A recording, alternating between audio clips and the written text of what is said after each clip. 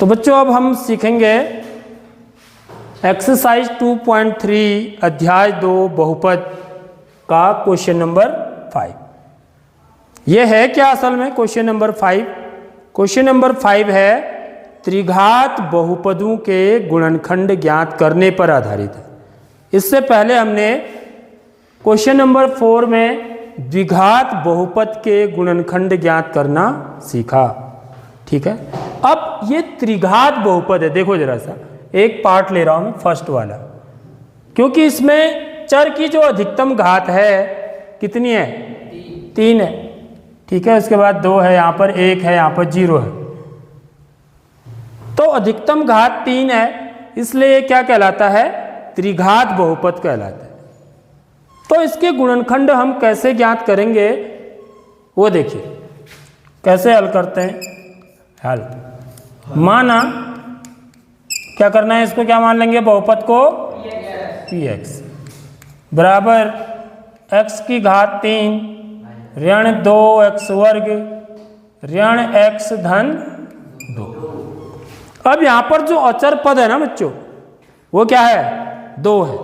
ये अलग तरीके से होता है, ये उस तरीके से नहीं होगा जैसे द्विघात बहुपद के निकाले हमने। ठीक है, इसलिए आपको इसके लिए अलग से प्रैक्टिस करेंगे आप। तो अब यहां पर क्या करते हैं बच्चों, जो ये अचर पद है इसमें देखिए, अचर पद क्या है इसमें? 2। अब हम क्या करते हैं, 2 के ना सारे गुणनखंड लिख देते हैं। ठीक है, 2 के गुणनखंड, 2 के गुणनखंड, 2 के गुणनखंड क्या क्या होंगे बच्चों बताओ?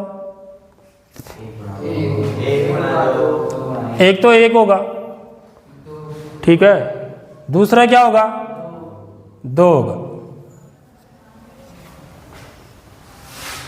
समझ में आ रही है? या तो 1 होगा या 2 होगा, क्योंकि मैं 2 को कैसे लिख सकता हूं? 1 गुणा 2 लिख सकता हूं। ठीक है, यहां पर एक चीज ध्यान रखिए कि धन ऋण चिन्ह लेंगे हम। ठीक है, धन ऋण क्यों लेंगे? क्योंकि 2 कब मिलेगा मुझे? ऋण 1 गुणा ऋण 1 गुणा ऋण 2, तब भी तो मुझे 2 ही मिलेगा ना। समझ में आ रही बात? ऋण गुणा ऋण क्या होता है? धन। तो 2 के गुणनखंड क्या होंगे? एक तो 1 गुणा 2 होगा, दूसरा क्या होगा? 2 गुणा 1। ये तो होंगे। 2 में किसका भाग जाता है? या तो 1 का या फिर 2 का। तो इसके 2 ही गुणनखंड हुए, एक तो धन 1 धन ऋण 1 और दूसरा धन ऋण 2। यहां पर ऋण चिन्ह भी लेना है आपको। ठीक है, अब हम क्या करते हैं देखिए बच्चों, इस बहुपद में, इस वाले बहुपद में ये मान रखेंगे। ठीक है, और पता करेंगे कि कब इसका मान किसके बराबर आता है? 0 के बराबर आता है। ठीक है, यानी कि शून्य ज्ञात करेंगे। सीधी सीधी बात क्या है? शून्य ज्ञात करेंगे। यदि मुझे शून्य पता लग जाएगा तो मुझे गुणनखंड पता लग जाएगा। गुणनखंड प्रमेय वही तो बोलता है। ठीक है, यदि गुणनखंड प्रमेय क्या कहता हमसे? गुणनखंड प्रमेय की बात करूं, गुणनखंड प्रमेय। ठीक है, यदि एक बहुपद px है,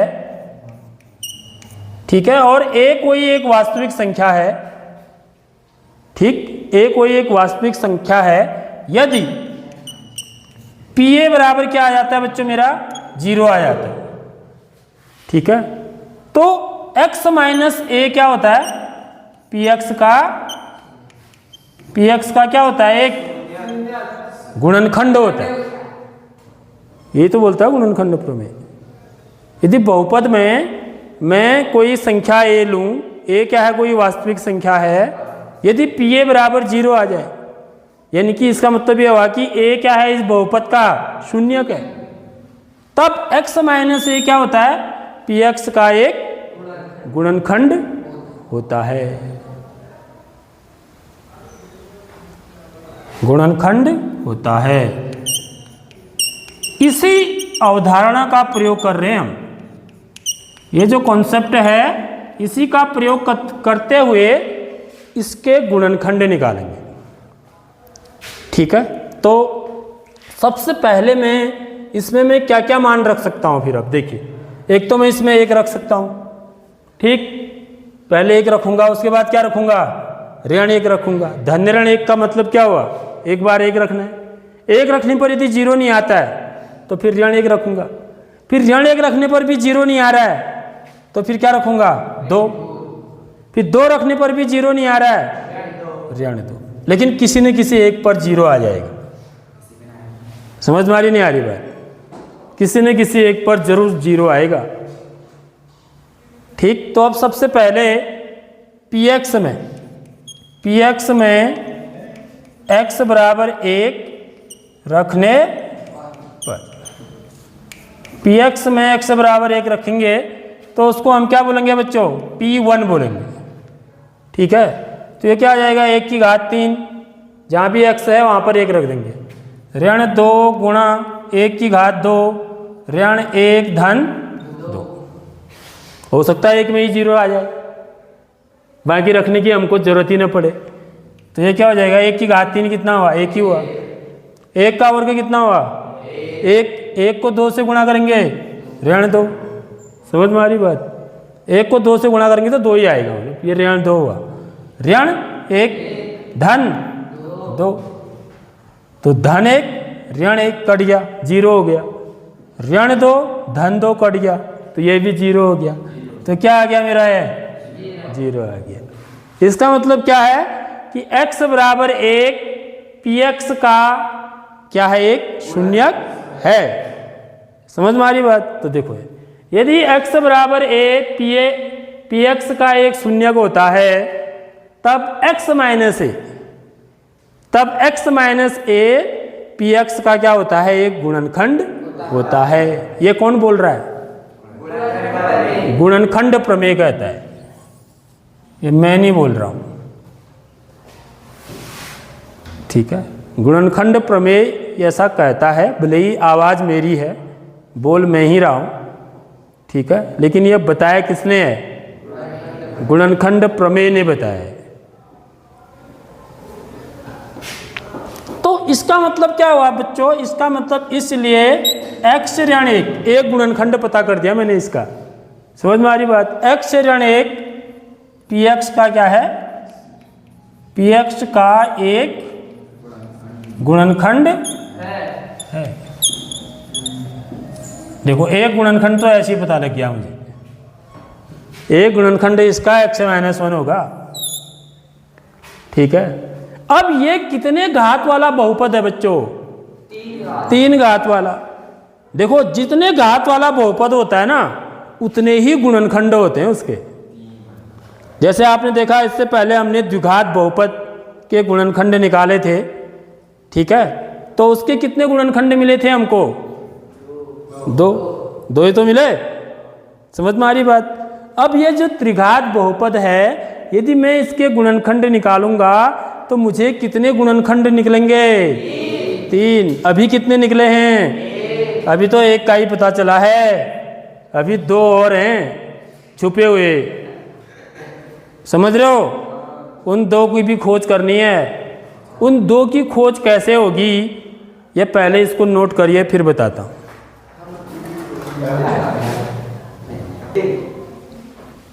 अब मुझे क्या करना है बच्चों, इसके अन्य 2 गुणनखंड निकालने, ठीक। तो अन्य 2 गुणनखंड निकालने का क्या कॉन्सेप्ट है, सबसे पहले मैं वो बता देना चाहता हूं आपको, ठीक है। जैसे 6 का एक गुणनखंड बताओ मुझे, 6 का एक गुणनखंड, कोई एक गुणनखंड,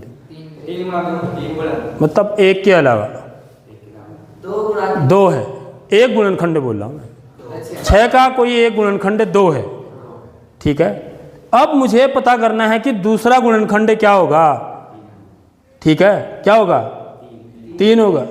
तो वो कैसे पता किया, कैसे पता लगा मुझे, मेरे को कैसे पता लगेगा वो, मैं 2 का भागा एक गुणनखंड 2 है, मेरे को पता लग गया, तो मैं क्या करूंगा, 2 का भागा 6 में दे दूंगा, तो मेरे को दूसरा गुणनखंड पता लग जाएगा, समझ में आ रही बात। 2 3 0, यानी कि 6 के जो 2 गुणनखंड हैं, 6 के जो 2 गुणनखंड हैं, 2, एक तो 2 था तो दूसरा क्या होगा, 3 होगा। समझ में आ रही नहीं आ रही बात? यानी कि जो दूसरा गुणनखंड है 3, वो मुझे कैसे पता चला? मैंने 2 का भाग 6 में दिया। यानी कि जो गुणनखंड मेरे को पता था उसका भाग मैंने जिसके गुणनखंड में निकालना चाह रहा हूं उसमें दिया। समझ में आ रही नहीं आ रही बात? एक उदाहरण और समझो। जैसे 15 का एक गुणनखंड क्या है? 3 है, और दूसरा मुझे पता करना है। ठीक है, दूसरा गुणनखंड क्या होगा? तो कैसे पता करूंगा मैं? क्या होगा? वैसे आपको तो पता ही है क्या होगा? 5 होगा। तो 5 आया कैसे? 5 ऐसे आया, 3 का भाग हमने 15 में दिया। समझ में आ रही बात? इसका भाग इसमें दिया तो 3 पंचे 15, तो 5 बार भाग गया, तो इसलिए अगला गुणनखंड 5 होगा। ऐसे ही px का एक गुणनखंड मुझे क्या पता चल गया? क्या है? x - 1 है, यह पता लग गया। समझ में आ रही नहीं आ रही बात? तो दूसरा गुणनखंड क्या होगा वो मुझे पता करना है। तो मैं क्या करूंगा बच्चों? x - 1 का भाग किस में दे दूंगा? px में दे दूंगा। ठीक है, क्लियर बात? समझ में आ गई नहीं आई बात? तो ये काम करना है।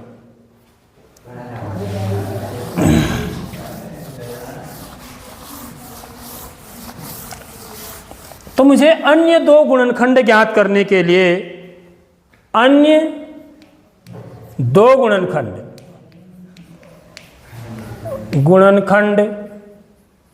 ज्ञात करने के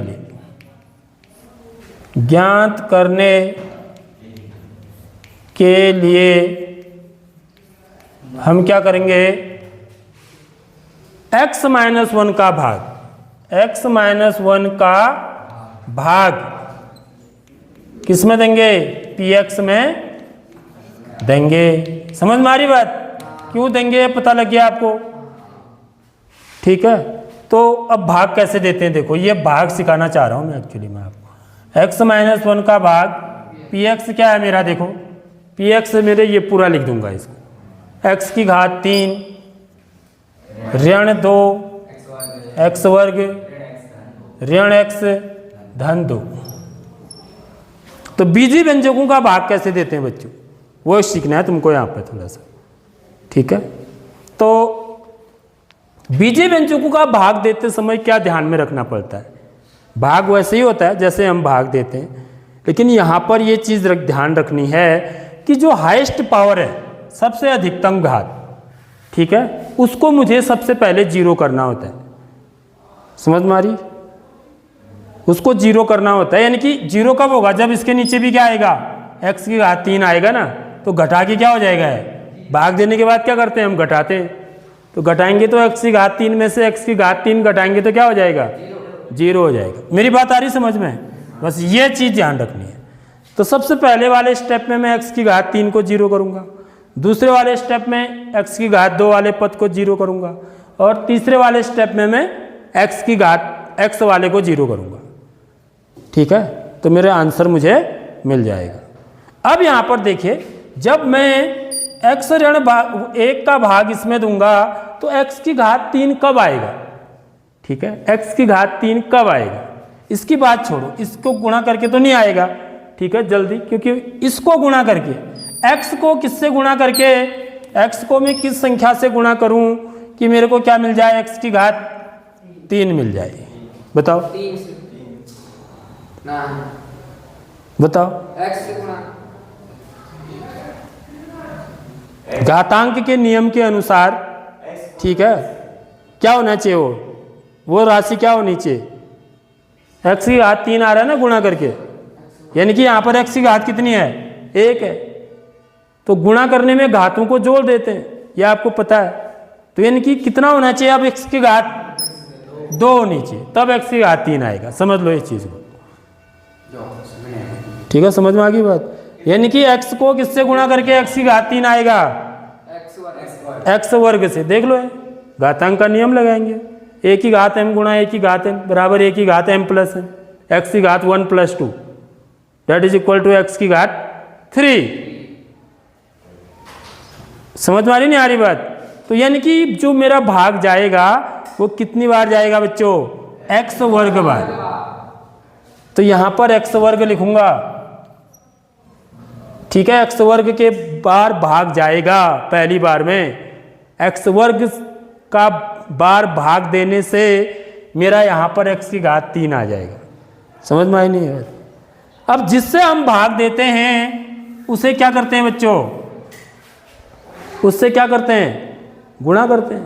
भाई 2 की घात में है 2 का भाग 6 में देना है, तो मैं कितनी बार क्या बोलता हूँ? 3 बार। तो मैं करता क्या हूँ? 2 और 3 को गुणा करता हूँ ना, इन दोनों को गुणा करते हैं हम, जितना आता है उसको नीचे लिखते हैं, 2 3 6, तब 6 आता है। समझ में आ रही बात? यानी कि इसको और इसको गुणा करते हैं, ठीक है। तो जब मैं कह रहा हूँ कि भाग एक्स वर्ग वार जाएगा, तो मैं क्या करूँगा? इसके नीचे क्या लिखूँगा? मैं इसको और इसको गुणा करके जो आएगा उसको लिखूँगा। मेरी बात आ रही समझ में? इन दोनों को क्या करूँगा?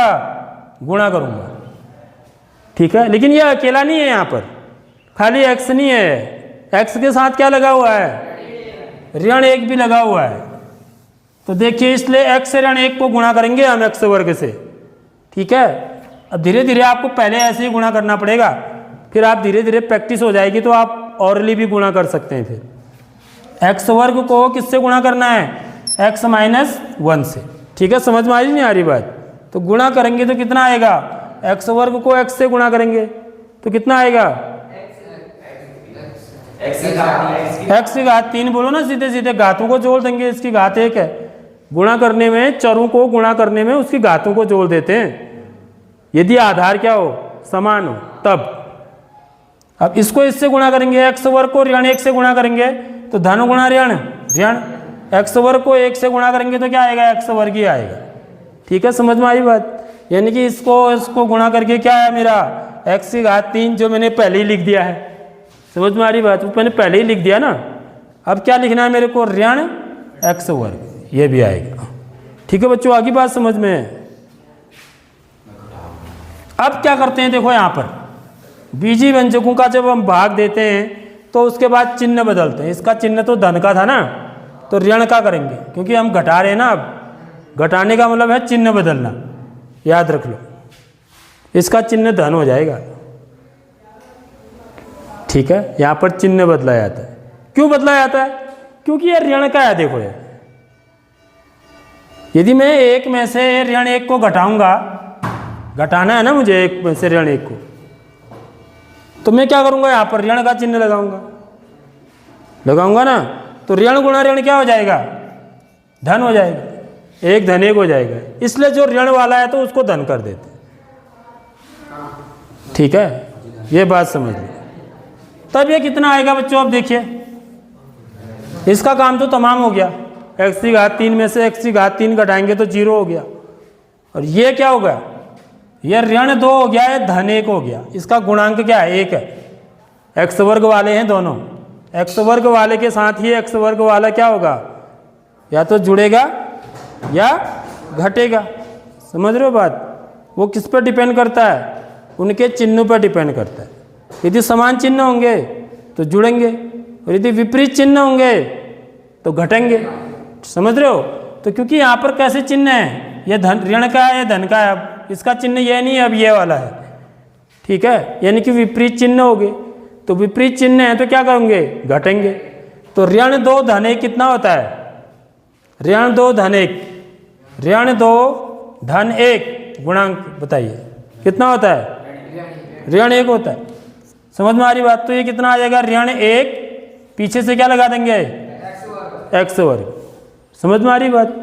और 1 भी लिखने की जरूरत नहीं होती है, 1 को लिखने की जरूरत नहीं होती है। तो ऋण एक्स वर्ग ही ऋण 1 एक्स वर्ग कहलाता है। इस बात को समझ लीजिए, ठीक है। तो ये ऋण एक्स वर्ग हो गया। यहाँ पर क्या बचा? अब क्या बचा? ऋण एक्स बचा, तो पूरा ही उतार देते हैं नीचे यहाँ, ठीक है। और क्या बचा? धन 2 बचा। आगे बात समझ में? तो सबसे पहला वाले में हमने क्या किया? एक्स की घात 3 का काम तमाम किया, उसको 0 बनाया। अब मैं किसको 0 बनाऊंगा? ऋण एक्स वर्ग को। ऋण एक्स वर्ग 0 कब बनेगा? जब नीचे भी क्या होना चाहिए मेरा? ऋण एक्स वर्ग ही होना चाहिए, सेम चीज होनी चाहिए। समझ में आ रही नहीं आ रही बात? तो अब मेरे को चेक करना है ऊपर की इसको किससे गुणा करके, इस चीज़ को, इस राशि को किससे गुणा करके नीचे ऋण एक्स वर्ग आए। ठीक है, यहाँ पर क्या है, एक्स है, यानी कि मुझे देखना है कि एक्स को किससे गुणा करूं कि मेरा क्या आ जाए, ऋण एक्स वर्ग आ जाए।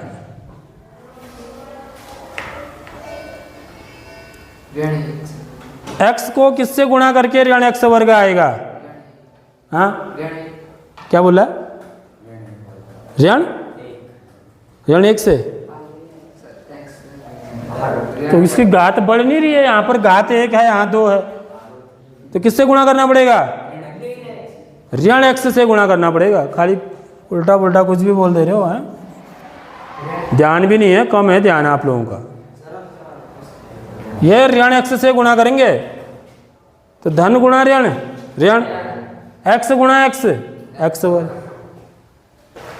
आगे बात समझ में, तो हम किससे गुणा करेंगे बच्चों, यहाँ पर ऋण एक्स से, यानी कि भाग कितनी बार गया, ऋण एक्स बार। ठीक है, ऋण एक्स को एक्स से गुणा करेंगे, ऋण एक्स वर्ग आया। ऋण एक्स को ऋण एक से भी गुणा करेंगे, याद रख लो, दो पद है यहाँ पर, तो ऋण गुणा ऋण क्या हो जाएगा, धन। एक्स को एक से गुणा करेंगे तो क्या आएगा, एक्स आ जाएगा। ठीक है, समझ आ गई इतनी बात। अब देखिए, अब फिर क्या करेंगे, फिर घटाना है हमको, तो घटाने का मतलब क्या करना है, चिन्ह को बदलना है। यह धन का हो जाएगा और यह ऋण का, तो ये विपरीत चिन्ह हो गए ना, तो ये क्या हो गए, कट गए, जीरो हो गया। ऋण एक्स वर्ग धन एक्स वर्ग, और ये वाले भी कट गए ना। हाँ बड़ा अच्छा दिमाग लगा रहे हो, ये वाले कट रहे हैं, ये तो ऋण एक्स है, ये भी ऋण एक्स है, तो कैसे कटेगा, क्या करें, तो ये तो कट गया ना, ये वाला भी कहा तो वहाँ कट गया बोल रहा था, ये वाले कहाँ कट रहा है भाई, इसका चिन्ह तो ऋण हुआ ना। अब ये वाला चिन्ह नहीं है अब, क्योंकि घटाते हैं, भाग जब देते हैं हम उसके बाद घटाते हैं ना, तो घटाने का मतलब चिन्ह बदलना होता है। यहाँ पर बीजी व्यंजकों में जब हम घटाएंगे तो हम चिन्ह को बदलेंगे, इस बात को ध्यान रखना है। तो यह ऋण एक्स हो गया है, ऋण एक्स कितना होगा बताओ तो, ऋण एक्स ऋण एक्स कितना हुआ बताओ,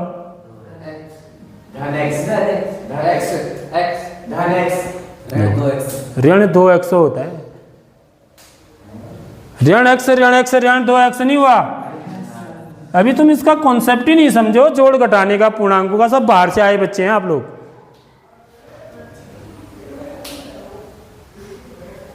ये बता रहे हैं, इन्होंने यहीं पढ़ रखा है इसलिए बता पा रहे हैं। अरे भाई जब इनको गुणा करने हैं, जोड़ना है, जोड़ने का सवाल है, क्योंकि इनके चिन्ह समान है, इसका भी चिन्ह ऋण है, इसका भी चिन्ह ऋण है, इस एक्स का भी। तो जब समान इनके गुणांकों को देखो ना आप, इसका गुणांक 1 है, इसका गुणांक 1 है, तो ऋण एक कितना हुआ, ऋण 2 हुआ। समान चिन्ह होने पर जोड़ते हैं, तो ऋण 2 लिखेंगे, पीछे से क्या लगा देंगे, एक्स लगा देंगे। समझ रहे हो नहीं समझ रहे हो बात को, तो सीखो इसको भैया, नहीं आता है तो फिर सीखो दोबारा, नहीं सीखा है तो यह ऋण 2x हुआ है। ठीक है, और ये क्या हो गया, धन 2, पूरा उतारेंगे फिर से नीचे, अब 2 ही तो बच गया था, धन 2। ठीक है, अब मेरे को क्या करना है, इसको जीरो करना है, एक्स वाले पद को। एक्स वाला पद जीरो कब होगा, जब नीचे भी क्या आएगा, ठीक ऋण 2x आएगा, तभी तो जीरो होगा। समझ मारी नहीं आ रही बात, तो ऋण 2x कैसे आएगा जरा देखिए। ऋण 2x आने के लिए x को किससे गुणा करके ऋण 2x आएगा, यानी हमें इसको देखना है, यह अधिकतम घात वाला है ना, x की घात 1 है, तो x को किससे गुणा करके ऋण 2x आएगा, कोई बच्चा बताओ। x को किससे गुणा करूं कि ठीक है, किस संख्या से गुणा करूं कि मेरा जो उत्तर है वो ऋण 2x आए। यहां पर क्या आना चाहिए,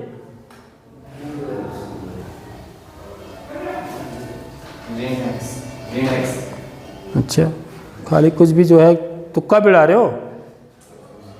अरे x की जगह पर तो x है ही, यानी कि x से तो कुछ भी नहीं करना है मुझे सिर्फ किससे गुणा करना है, ऋण 2 से, याद रख लो ऋण 2 आएगा यहाँ पर, ऋण 2 नहीं था ना सिर्फ, x की जगह तो x है ही, तो ऋण 2 मुझे और चाहिए, यानी कि x को किससे गुणा करके ऋण 2x आएगा, ऋण 2 से। समझ में आ रही बात? इसका मतलब अब जो भाग जाएगा वो कितनी बार जाएगा, ऋण 2 बार जाएगा। समझ रहे हो बात? तो ऋण 2 से x को गुणा करेंगे तो ऋण 2x आया। अब ऋण 2 से ऋण 1 को भी गुणा करेंगे तो ऋण गुणा ऋण क्या होता है, धन, 2 एकम 2। अब चिन्ह बदल देंगे, घटा देंगे तो चिन्ह बदलना, ये समझ में आ रही बात? तो ऋण 2x धन 2x क्या हो गया, 0, ये कट गया, धन 2 ऋण 2 क्या हो गया, ये भी 0 हो गया, तो यानी कि मेरा 0 आ गया शेष, यानी कि भाग मेरा इतनी बार गया। तो इसका मतलब दूसरा गुणनखंड ये है। समझ में आ रही नहीं आ रही बात? इसलिए हम क्या लिखेंगे, देखो यहाँ पर मैं यदि लिखना चाहूँ तो इसलिए px बराबर एक गुणनखंड क्या था मेरा, एक गुणनखंड क्या निकला था, x से ऋण 1, और दूसरा गुणनखंड क्या निकला, x वर्ग ऋण x ऋण 2। समझ में आ रही नहीं आ रही बच्चों? अब ये जो दूसरा वाला निकला, ये कैसा बहुपद है, द्विघात बहुपद, और द्विघात बहुपद के गुणनखंड में आपको सिखा चुका हूँ। समझ में आ रही बात? तो इसको नेक्स्ट आप इसके गुणनखंड करेंगे आगे। कैसे करेंगे, जैसे द्विघात बहुपद के करते हैं। क्या करोगे, अब इसके और इसको गुणा करोगे, ठीक है, उसके 2 ऐसे गुणनखंड ज्ञात करोगे जिसका योगफल किसके बराबर हो, इसका गुणांक कितना है, 1 ऋण 1 के बराबर हो।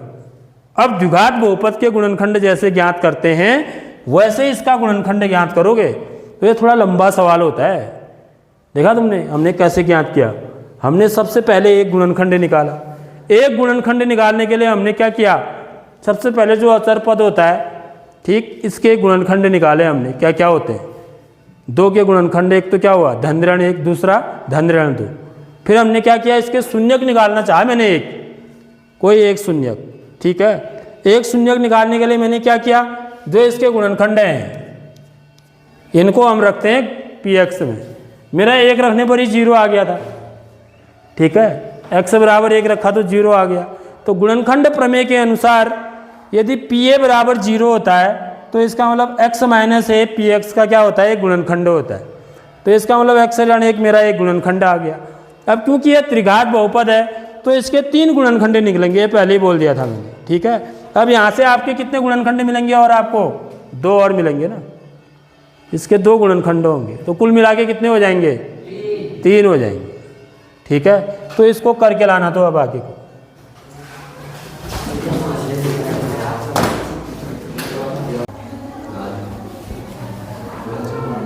तो बच्चों जब हमने इस क्वेश्चन को किया फर्स्ट वाले पार्ट को, तो px बराबर x minus 1 x square minus x plus minus 2 आया था, ठीक है।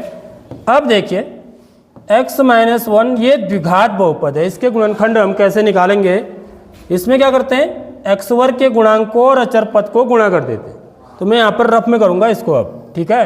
यहाँ पर हम लिखेंगे इसको, यहाँ पर साइड में करेंगे इसको, 1 को ऋण 2 से गुणा करेंगे, 1 को किससे गुणा करेंगे, ऋण 2 से। ये और ये आपस में गुणा होंगे ना, समझ में आ रही बात? तो कितना आएगा, ऋण 2 आएगा। अब ऋण 2 के ऐसे गुणनखंड निकालने हैं जिनका योगफल कितना हो, x के गुणांक के बराबर हो। जिनका योगफल किसके बराबर होना चाहिए, x के गुणांक के बराबर, और x का गुणांक क्या है, ऋण 1 है।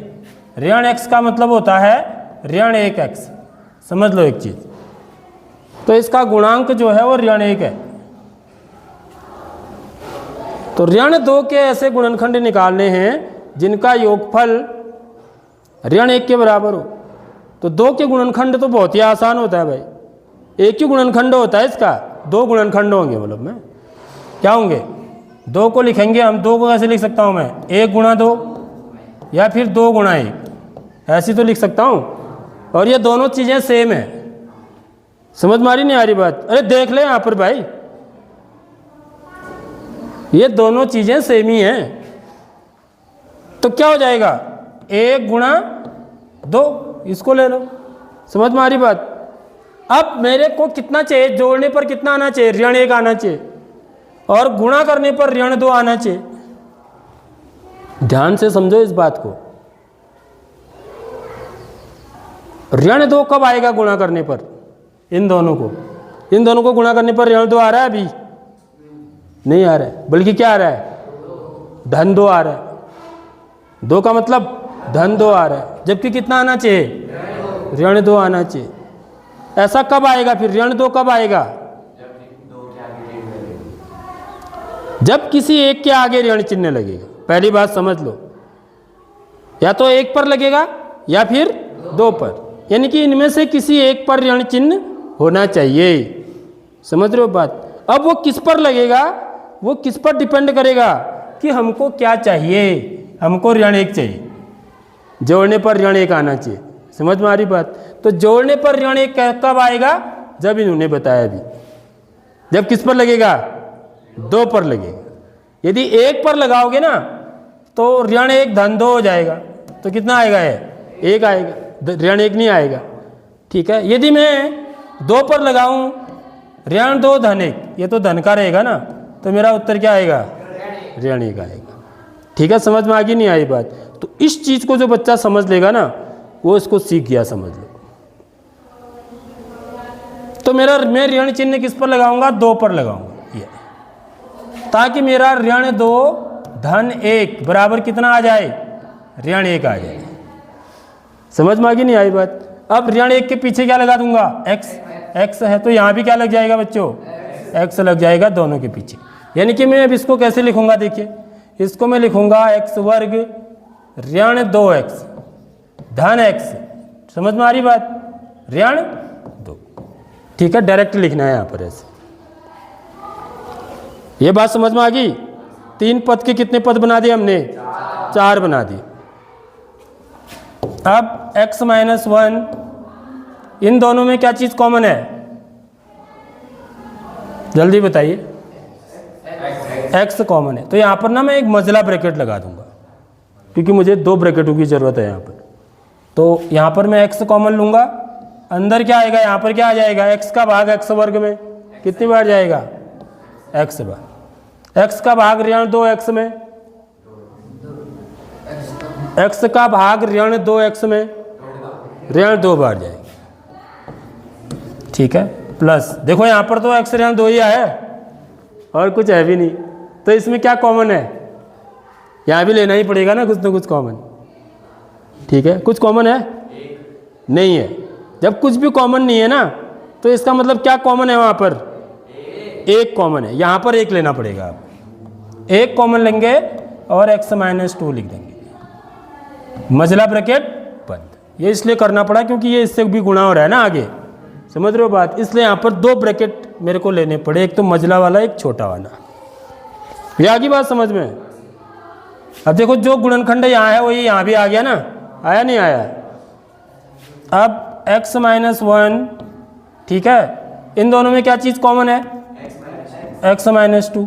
अब x माइनस 2 का भाग इस वाले पद में देंगे। ठीक है, तो कितनी बार जाएगा, x बार। अब समझ गए आप बात? ठीक है, इसका भाग इसमें देंगे तो कितनी बार जाएगा, धन 1 बार।